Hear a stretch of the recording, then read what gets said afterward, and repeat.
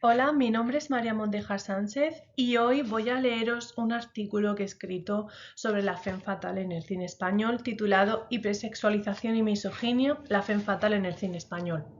Jurídicamente hablando, Occidente ya ha conseguido la igualdad entre hombres y mujeres, a través de la concesión de los derechos legales, laborales y personajes de los que las mujeres han sido privadas durante siglos.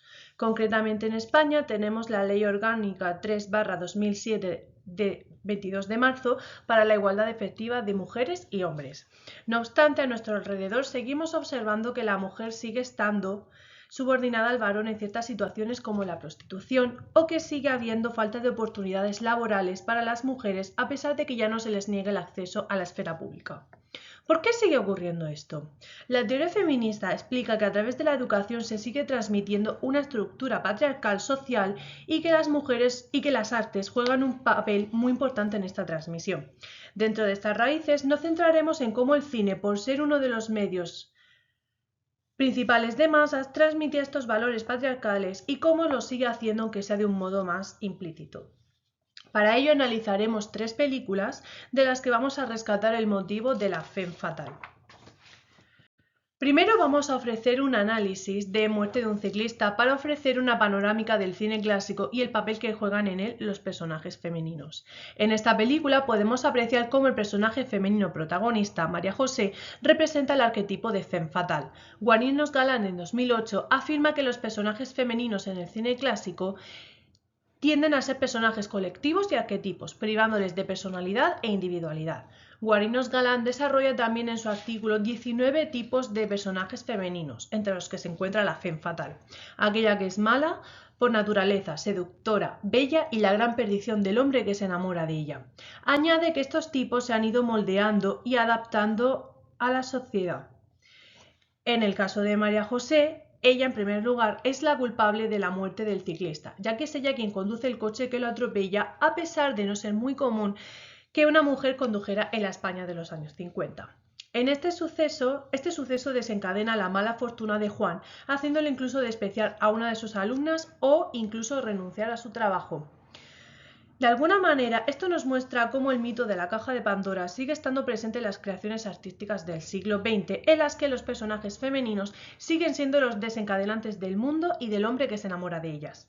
Es también manipuladora, tanto con Juan como con su marido, al cual consigue engañar a través del engaño. Por otro lado, a lo largo de la película, vemos cómo este asesinato no le importa en absoluto a través de sus frías expresiones faciales.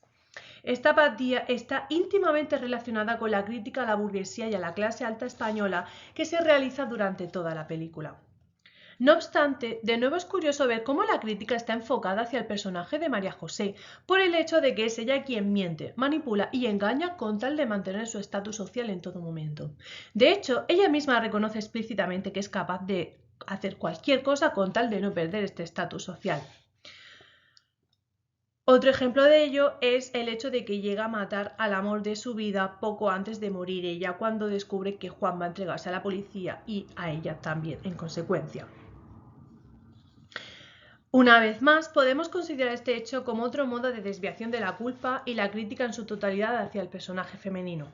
Además, el propio final de la película está relacionado con esta culpabilización de María José por todo lo malo que desencadena el asesinato del ciclista, por el propio adulterio que se comete y por la crítica a las clases altas españolas por su falta de escrúpulos. Con este final y con su muerte, María José acaba recibiendo su merecido castigo, pero especialmente por ser una mujer adúltera. De este personaje podemos destacar otros aspectos más superficiales como su gran belleza. La belleza y juventud de este personaje, representado por la actriz italiana y española Lucia Bosé, contrasta con la edad de los actores, mayor que la de ella, y por el hecho de que sus rasgos físicos y faciales no son tan llamativos como los de ella. Así pues, durante la película se utilizan unos planos u otros en función de la posición de Lucia Bosé en la escena. Y la cámara enfoca teniendo siempre como protagonista visual la belleza de la actriz. De este modo observamos cómo cuando María José está teniendo una conversación con alguno de los personajes masculinos, ella suele mantenerse estática en un plano medio que facilita al espectador la belleza de Lucia Bosé, como ocurre en una de sus conversaciones con su marido en el minuto 40, mientras él se mueve detrás de ella por toda la habitación. También son comunes los primeros planos de María José y Juan mientras conversan, siendo ella la que aparece frente a la cámara mientras él está de espaldas. En cuanto a estas conversaciones, debemos señalar que las intervenciones de los personajes masculinos tienden a ser más elaboradas, largas y profundas, lo que hace que estos personajes sean más complejos, en contraposición con el diálogo de ella, que es, en cambio, sencillo y muy plano. Otro de los rasgos superficiales es la necesidad de validación masculina que reclama María José en alguna ocasión que otra durante el filme. En adición a esto, podemos señalar otros asuntos como el hecho de que en el diálogo no se hace mención alguna a ningún rasgo psicológico o intelectual de María José, mientras que sí se hace de los personajes masculinos. Un ejemplo de ello es el momento en el que Rafa, en el minuto 48, se refiere a María José como la gran dama y a Juan como el gran instructor. En el caso de Matador de Pedro Almodóvar, el motivo de la femme fatale se entrelaza con los temas principales de la película, que son la muerte y la sexualidad. En los primeros 10 minutos de la película ya se nos presentan estos temas. Matador comienza con una escena en la que el protagonista masculino, Diego, se masturba mientras ve en su televisión cómo violentan de forma muy explícita a mujeres. Pocos minutos después, Diego, que es un torero retirado y tiene una escuela taurina, explica a sus alumnos cómo hay que matar debidamente a un toro, a la vez que se entremezclan escenas de una mujer, que es María, muy seductora, matando a un hombre, de la misma manera que el torero mata al toro, mientras tiene relaciones sexuales con él. A lo largo de la película, estos dos personajes relacionan constantemente la tauromaquia, las mujeres, el sexo y la muerte. Un ejemplo de ello es cuando Diego le dice a su alumno Ángel en el minuto 6, abro comillas, a las tías hay que matarlas, hay que tratarlas como a los toros, plantarles cara y acorralarlas sin que se den cuenta, cierro comillas. Diego y María se acaban encontrando en diferentes ocasiones hasta que finalmente ambos satisfacen sus fantasías sexuales con un final trágico. En esta relación es primordial el rol de este personaje femenino como femme fatale y lo realiza a través de su poder de seducción y manipulación. Es una mujer muy atractiva, con ojos grandes y llamativos y con labios rojo carmín. Estos labios son los que permiten al espectador identificar a María como femme fatale antes de que empiece su diálogo y su actuación. Los labios son también los protagonistas de la escena en varias ocasiones, como el gran primer plano en el que la cámara enfoca su boca cuando va a ver a Ángel a la cárcel en el minuto 28, o como cuando se retoca el pintalabios en el minuto 36, en el coche. Además de por su gran atractivo, es manipuladora y consigue de Diego, quien no deja de pensar en ella, todo cuanto se propone cuando ella así lo decide. Luego, Diego está obsesionado con ella desde que intentó matarle cuando se besaron por primera vez, así que acude en su busca cuando coinciden en algún lugar sin prestar atención a los demás, como en el desfile de su novia Eva. Su novia lo siente distraído, alejado de ella y despreocupado por la relación. No entiende qué le ocurre y cuando intenta hablar con él, Diego no le mira la cara mientras sigue pensando en María. A partir de aquí es cuando el espectador puede apreciar la gran obsesión de Diego, especialmente cuando empieza a llamarla al trabajo y va a verla al despacho a pesar de que ella le dice que no quiere saber nada de él. En estas escenas es donde podemos ver el gran poder de manipulación de María a través del chantaje emocional, mezclado en ocasiones con la autodestrucción, como cuando le dice si no te vas me disparo en el minuto 56. Finalmente, Diego acaba también mandándole como regalo el capote que María le había pedido y que él le había negado en un principio. En esta escena, en el minuto 57, gracias a la cara de satisfacción de María, el espectador sabe que ha conseguido su objetivo y que puede controlar a Diego a su antojo. Por otro lado, María es consciente de su poder de seducción y que puede usarlo como arma de manipulación, y así lo hace en repetidas ocasiones, como cuando desvía la conversación hacia el tema sexual. En lo relativo a la toma de iniciativa de la mujer en cuanto al sexo, es importante hablar sobre la revolución sexual de los años 70, ya que seguía teniendo mucha importancia durante el momento de rodaje y estreno de la película Matador. Esta revolución se caracterizó principalmente por ser un alejamiento de los pensamientos tradicionales, conservadores y religiosos acerca de la sexualidad. Sin embargo, Rosa Cobo Bedía en 2015 apunta que el feminismo radical de los años 70 hizo una crítica a esta revolución alegando que había establecido roles sexuales diferentes para el hombre y para la mujer en cuanto al sexo. La crítica concluyó con que esta revolución sexual garantizaba a los hombres libertad sexual fuera del matrimonio y a las mujeres las aseguraba como compañeras sexuales de los hombres a través de mecanismos como la hipersexualización. Esto es algo que podemos verlo en el personaje de Eva, ya que accede siempre a las fantasías sexuales de su pareja, convirtiéndose en un objeto sexual, como por ejemplo cuando le dice que no abra los ojos y se haga la muerta para poder penetrarla, teniendo todo el control. Otro ejemplo de ello es la disponibilidad de la mujer como objeto sexual, en el caso de Eva, cuando después de esta situación en la que le pide que se haga la muerta, ella se maquilla simulando estar muerta y va a buscarle para llamarle su atención. Por otro lado, podemos apreciar que son los personajes masculinos quienes tienen el control de la escena, siendo dueños de la misma, fuente de deseo y motor de la acción, como decía Guarinos Galán en 2006. Son ellos quienes llevan consigo y los que construyen la complejidad de la trama a través de diálogos más elaborados que el de las mujeres. Si bien es cierto que también hay personajes femeninos que participan activamente en la trama, como es el caso de María o la madre de Ángel, todos ellos son personajes villanos. Por último, tenemos el caso de Carmen de Vicente Aranda. En esta película, el arquetipo de la femme fatal lo encontramos en el personaje de Carmen, una mujer gitana, muy bella y atractiva desde el punto de vista canónico, andaluza y asociada a la brujería. Guarinos Galán en 2006 nos habla sobre el arquetipo de Carmen y lo define como una variación étnica de la femme fatal.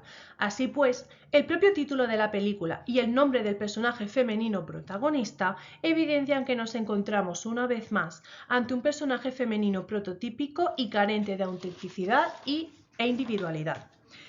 En consecuencia, empezamos a ver este filme con unas expectativas sobre este personaje que se van cumpliendo. Carmen, al igual que María José y María, consigue manipular a los hombres que le rodean, sobre todo al soldado José, personaje masculino principal de la película. Lo hace a través de su propia sexualidad, como cuando usa su cuerpo para librarse de los castigos, como ocurre en el minuto 31. En esta película vemos que hay un primer plano de su escote para mostrar... en esta escena vemos cómo hay un primer plano de su escote para mostrar cómo lo utiliza ella misma para conseguir su objetivo. Otro ejemplo de ello es cuando José, que se ha enamorado de ella, accede a quedarse con ella hasta el punto de faltar a su deber como soldado porque ella se le insinúa sexualmente en el minuto 48. Sin embargo, Carmen utiliza otras técnicas de manipulación como el chantaje, como cuando le pide a José que pase un paquete que no tiene permitido, la mentira, el llanto y los gritos. También es capaz de llevar a cabo su manipulación a través de la autodestrucción como María, como cuando le dice atrévete a matarme en la primera hora de la película en el minuto 51. Como resultado de estas técnicas de manipulación, de su atractivo sexual y su asociación a la brujería, Carmen acaba siendo la perdición de José, también en este caso, que antes de conocerla era un soldado respetable y responsable. Él es consciente de que ella es su perdición e incluso cuando acaba perjudicado, ya que acaba un mes en la cárcel y suspendido de sueldo por ayudarla, no puede dejar de pensar en ella. Justo en esta escena de la cárcel, en el minuto 37, José reflexiona a través del monólogo interior o voz en off sobre su imposibilidad de olvidarla, a la vez que es consciente de que no le conviene estar cerca de ella. No obstante, en cuanto sale de la cárcel, va a la taberna corriendo para buscarla. Actúa como si estuviera embrujado por ella, aun siendo consciente de los males que puede traerle, y así lo demuestra en el minuto 45 cuando le pide a la Virgen que Carmen por favor sea buena con él. Su obsesión con Carmen, su imposibilidad de alejarse de ella, llega al nivel de faltar a su deber como soldado, ya que no se presenta en las reuniones para quedarse con ella y desafía a sus superiores también. José tiene constantes monólogos internos a lo largo de todo el filme sobre el mal que Carmen le está causando y cómo en ocasiones quiere matarla por ello. De este modo, en Carmen, al igual que Muerte de un ciclista, encontramos de nuevo el mito de la caja de Pandora y cómo la mujer trae consigo los males del hombre. Además, Carmen es consciente de que su presencia en la vida de José es un peligro, pero eso no parece importarle, lo que le otorga el rol de villana de la película.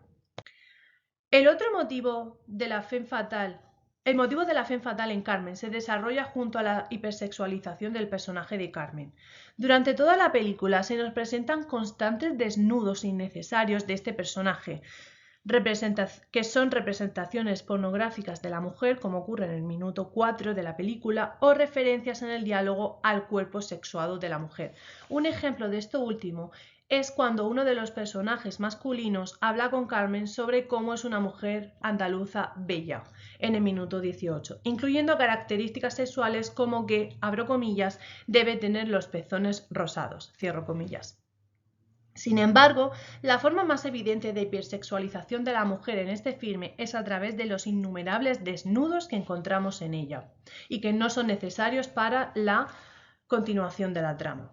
En las escenas donde Carmen tiene encuentros sexuales con José y el torero, encontramos primeros planos, medios planos y planos generales de sus senos, sus genitales y su glúteo.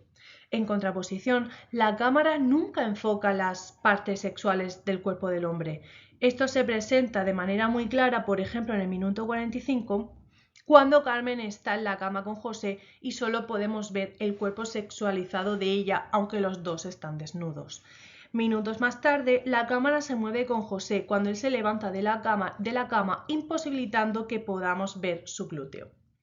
Esta escena muestra de manera muy clara esta exposición del cuerpo de la mujer con el fin de sexualizarlo, ya que en un periodo menor a 10 minutos la cámara nos muestra repetidamente sus senos. De hecho, hay un plano de ellos durante 20 segundos en el minuto 51. Sin embargo, esta no es la única escena donde se nos muestra su cuerpo de manera reiterada, ya que esto se mantiene a lo largo de toda la película. En la mayoría de las ocasiones, estos planos de sus pechos y su glúteo son innecesarios para el transcurso de la trama. Esto lo podemos apreciar, por ejemplo, cuando ella aprovecha mientras bebe agua para lavarse los pechos en la primera hora, minuto 14, o como cuando la cámara apunta a su glúteo cuando ella se mete en la cama minutos más tarde. Como podemos comprobar, estos planos y enfoques transcurren en periodos muy cortos de tiempo. Asimismo, en las escenas finales encontramos también una gran hipersexualización y contraste entre el cuerpo de la mujer y del hombre.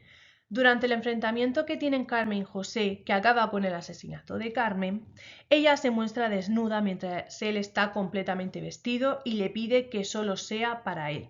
Ante la negativa de ella, él la culpa de nuevo por todo. Abro comillas. Le dice, por ti me he convertido en un asesino, cierro comillas, y la mata. Una vez que está muerta, José besa, lame y toca su cuerpo desnudo, haciendo de esta escena una recreación pornográfica en la que la mujer mantiene un papel sexual totalmente pasivo en beneficio sexual del varón.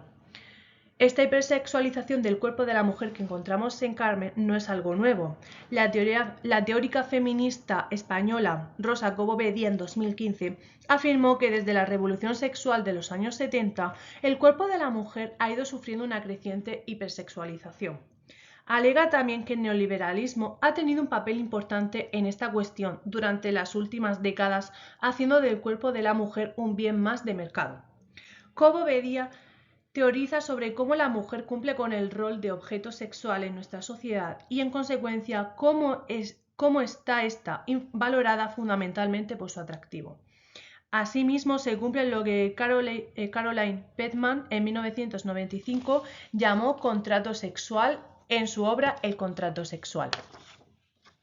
Este concepto hace referencia a la utilidad de la mujer en la sociedad patriarcal actual, ya sea como propiedad pública a través de la prostitución o como propiedad privada a través del matrimonio.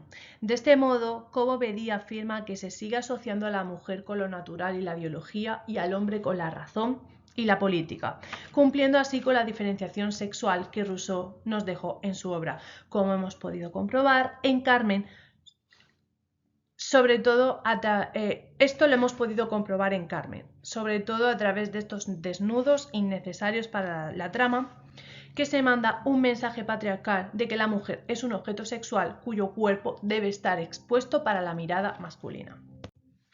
Como conclusión, diremos que el sistema patriarcal y su modo de actuación cambia con la sociedad, ya que va adoptando nuevas formas y herramientas, pero su esencia no cambia.